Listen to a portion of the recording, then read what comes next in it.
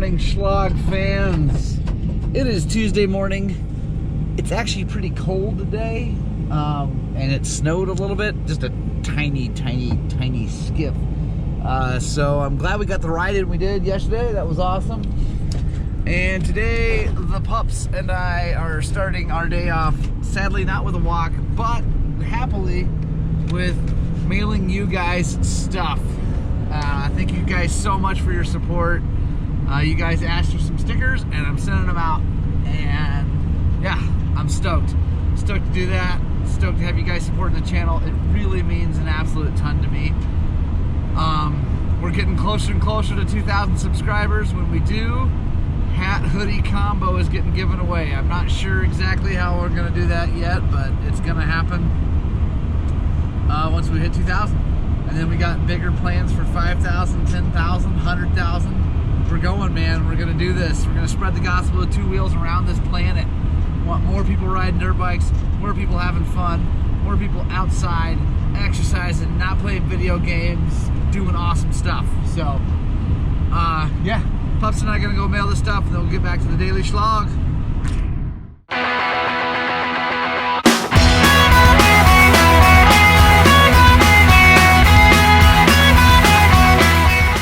Alright guys, we were at the shop ready to get to work, and we are working on this 450 still.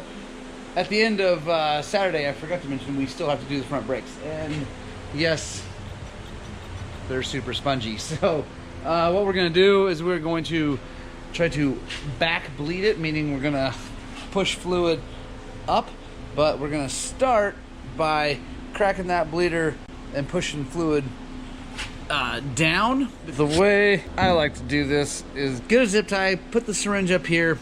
That way all the fluid is down and the bubbles can come up. And so when you crack this and it sucks a little bit back in when you're bleeding it, it won't suck air back in. So we got it cracked. I'm gonna squeeze the brake, see if anything happens. Hey, look at that. See those bubbles going on uphill. I'm gonna keep bleeding it like this for a little bit. See if we can't get any other big bubbles out. Now, close her back up. See if we got any pressure. Still no pressure. That's all right. Let's take a look.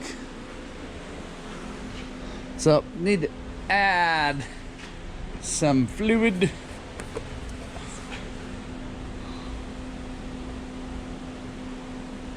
And then we'll back bleed it here in a second. Now I have this one-way valve, and I don't think it's working. So, yeah, it's not, because there goes, oh, look at that. All the bubbles. That's good. I had a feeling that one-way valve wasn't really working very well, so that's okay though, that's good. Now, let's close that up, see if we got any pressure. Well, we're getting some. It's not awesome yet, but that's okay. All right, got the brake working good. Fortunately, just air in it, no big deal. Just had to pump it up and down a few times. It's all good. Now he's doing grips, thank goodness. Because, yeah, he needs grips. And this is why I like lock-on grips.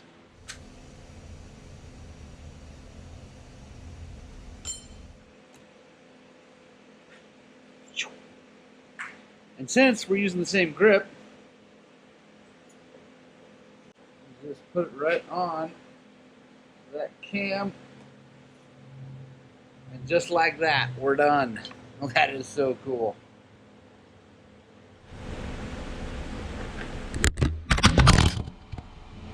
Alright, so last time I put lock-on grips on, I showed you guys how I use the step bit to take the end off and make it work with the handguards. Let me show you another way that also works awesome. But you need one of these.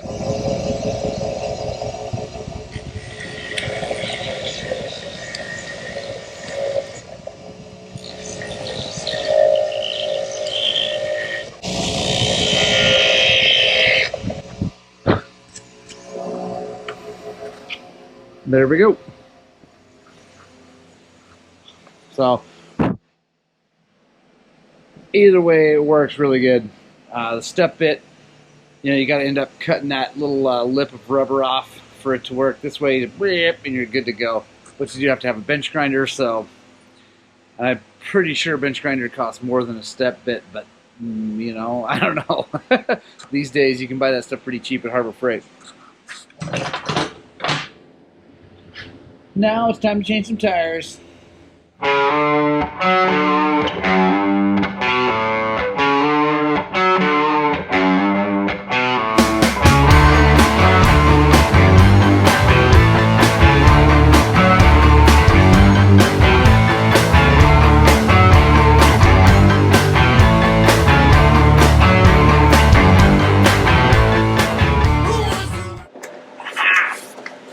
Mail time from Mr. Jeff Douglas at New Tech Tubeless Nitro Moose Guy. Super stoked. Let's see what Mr. Douglas sent us. I think I have an idea. Look at that. There we go. We got an NMS 21220 for the front of our Sedona steel belted tires. We got a normal NM 21220, just in case I don't like the top one. The biggest news of all. There it is. 2 tubeless setups. Like, guys, it is a big day in Highland Cycles history. Morgan is going to try the tubeless setup again. I have been against the tubeless setup for a long time. I'm still not 100% sure this is going to be my thing. But Jeff, the owner of New Tech, and I had a long talk about these new steel-belted tires, which we also should be getting today, and about how stiff they are, and how they're made for the tubeless setup, and all that stuff. So he talked me into it. I'm open-minded. Everybody keeps saying that the new setup is better this generation. Anyway, I'm fully open to give things an absolute fair shake.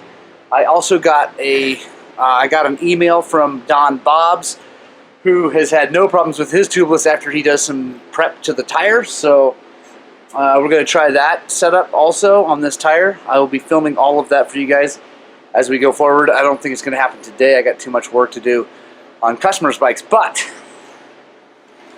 big day, big stinking day. Let's see. This might be the thumbnail. Here we go.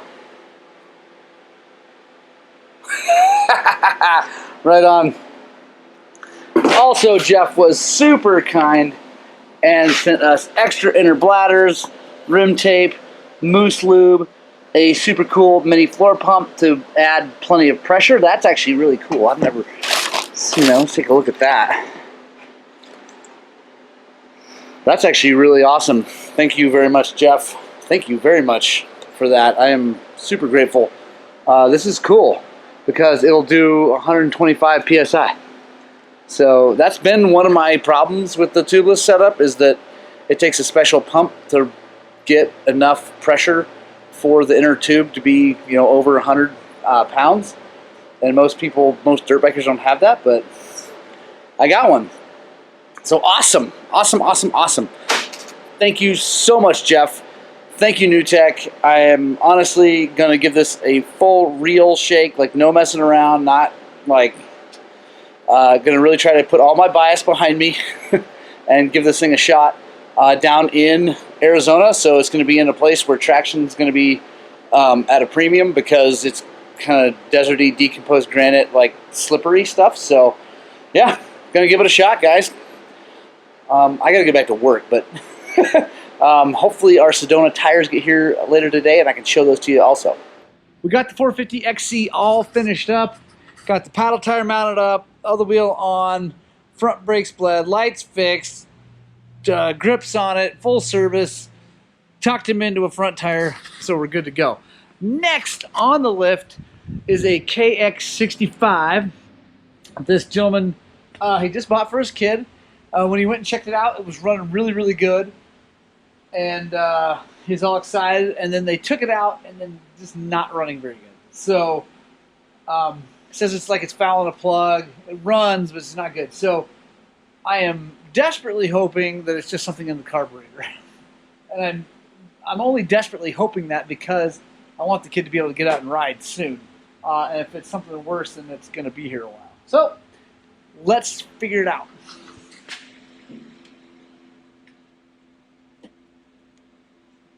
Going to start by taking the carburetor off because that's easy. Got the ultrasonic spa all heated up already.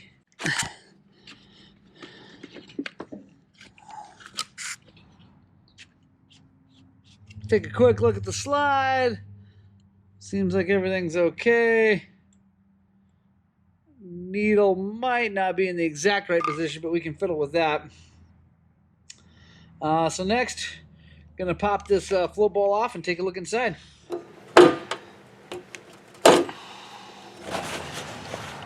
Let's see. It's awful clean. Man, everything looks pretty good. I did notice that when he dropped it off, the choke was pulled. So, well, no worries. We'll blow through all the holes real fast and make sure everything's at least cleaned out.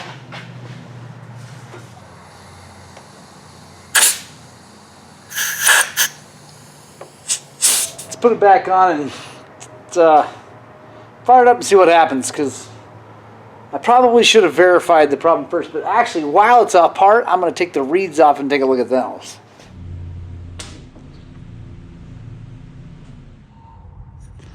Reeds look good.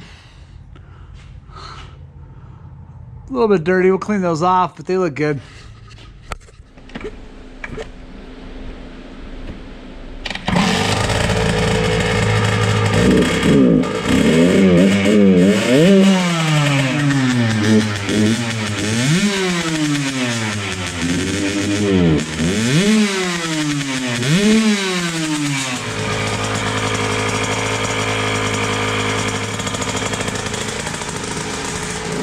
So that air screw was way out, which makes me wonder because, well, the customer said he thought it was running rich like it was fouling a plug. It could have been that he had that air screw so far out, it was bogging like it was when I was just running it.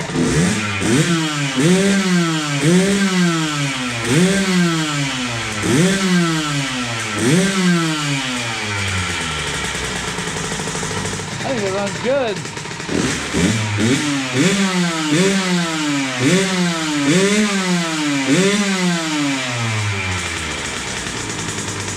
We'll take it for a little spin, see what happens.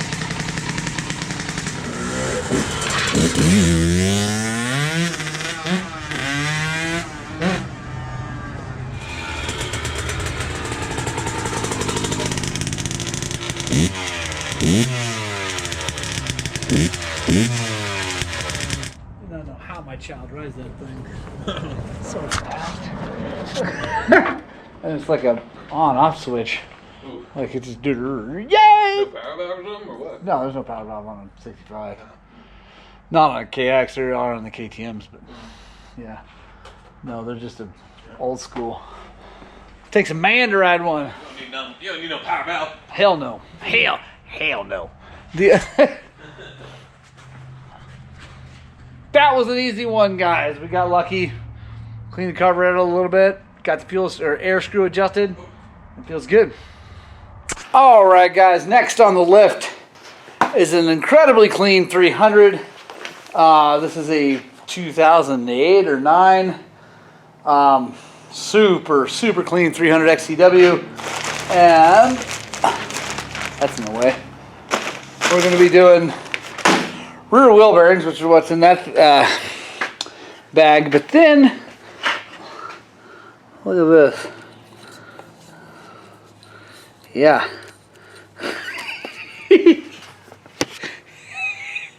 Things just make me giggle. Anyway, the starter button doesn't work. Weird. So we're going to fix that. Oh, it's just funny. Anyway, we're gonna fix the starter button, get the rear wheel bearings done, kind of just go through, check it out, make sure there's nothing else needs to be done, and then we'll be on to the next. So when you're diagnosing an electrical problem, you start with the wires that are not touching things at all, and you work on that. So these are, on most KTMs, the yellow and white are headlight wires. It looks like this was a W, so it would have come with lights, so they probably just chopped those. Anyway, these I believe are the start wires. These are the wires from the start switch, the button. I believe these are the wires. So what I'm going to do is just touch them together and see if they turn the starter over. And then if they do, then we can just hook them back up to the start button. If they don't, then we got to figure out what else is going on. My guess is we might have a bit of a problem with the relay fuse, the main fuse basically. So let's just see if anything happens when we touch them. No, not a surprise. So it's all right. Well, now got to find the cool thing about one of these bikes is the electrical system's real simple. There's the, oh look, another telltale sign.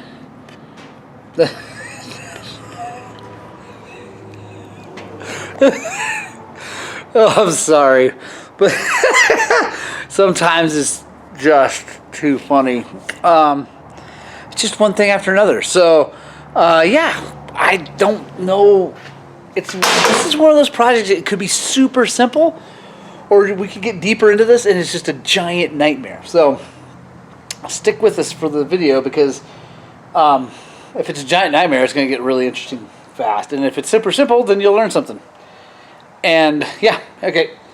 Time to take the seat off and see what the battery situation's like, and go from there.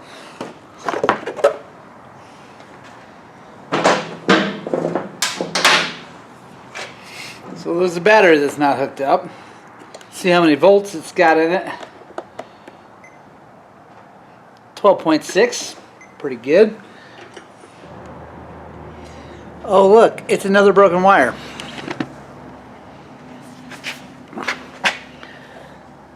See it there?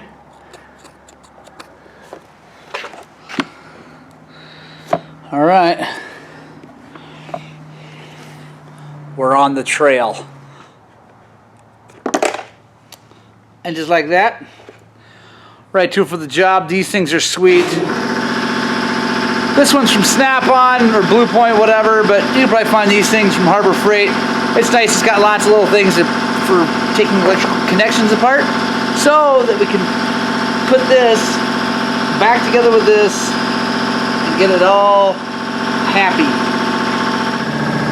Alright, so I don't have another one of these style connectors, unfortunately. So instead of butchering the thing and making a different connection, since it's a really nice little part of the actual OEM harness, we're going to take this thing apart and we're going to fix it. We're going to put the wire back in it and make it all nice and happy again. So, alright, so I'm looking at this thing. That's going to be too hard to get apart. That's okay though, because we can solder to this. We got the insulation out. So now,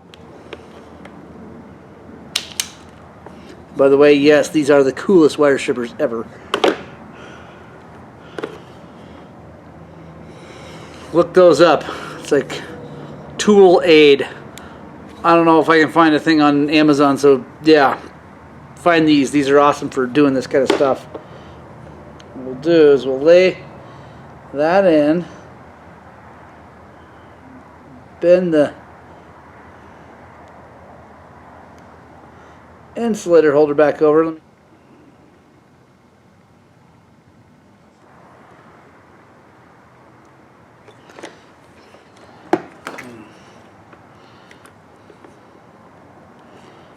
Plug that in.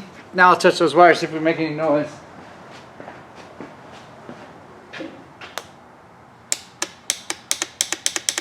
Alright, we're on the right path. You hear that clicking? Means the solenoid's working.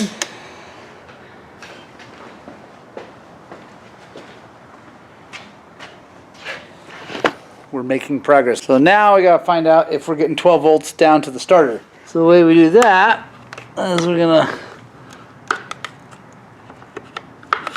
pop that off. So this is the positive lead from the battery, or from the solenoid. That's the solenoid. That wire goes out, comes out here.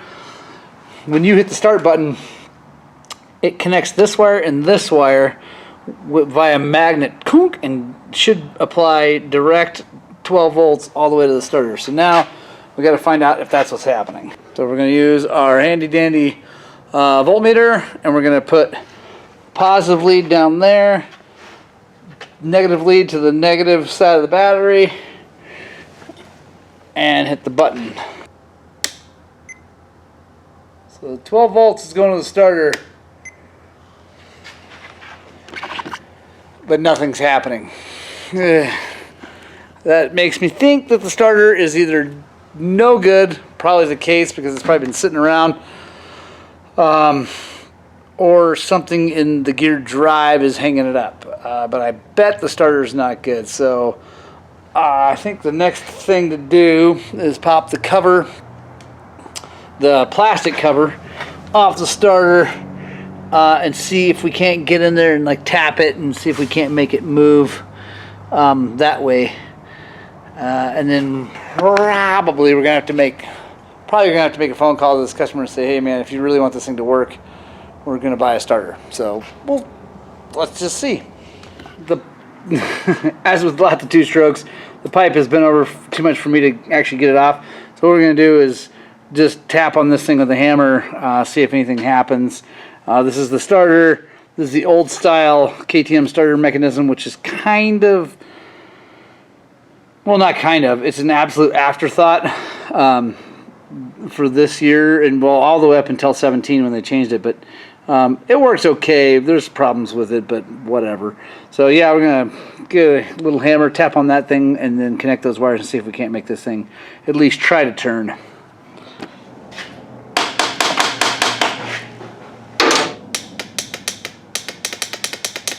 All right, so the final step in making 100% sure that it's the starter and not something inside here that's keeping the starter from turning is we gotta pull it off and hit it while it's out. So pipe's gotta come off, which is no big deal. We'll take the pipe off, get this cover off, take the starter out of its home, and then touch those wires and see if it actually spins. My guess is that it won't, and we will see if he wants to buy a starter. Ooh, I think that's water. That's not awesome. Oh yeah. I don't even need to hit the button. That starter's junk. Alright. Gotta make a phone call. Ha, smile on my face. Because we figured the 65 out. Or I figured the 65 out. Very super stoked. So check this out. Choke is off. Yeah!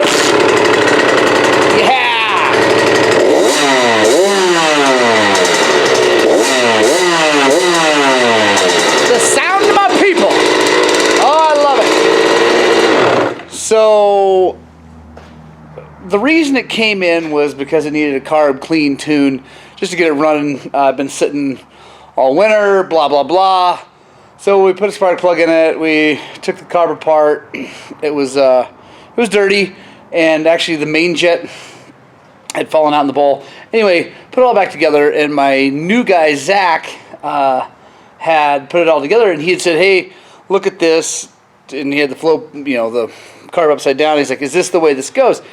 On this main jet there is a little brass baffle that kind of sits, the main jet goes through the baffle, and anyway it holds on to where the main jet goes, and he had it away, and I said, yeah, it looks good to me. I mean, I didn't take it apart, so it looked good to me and looked fine. So we fiddled and fiddled, and you saw us fighting with it, and so we found that the main seal was leaking, and we found this and we found that. It's like, okay, well, all these things we gotta sort out.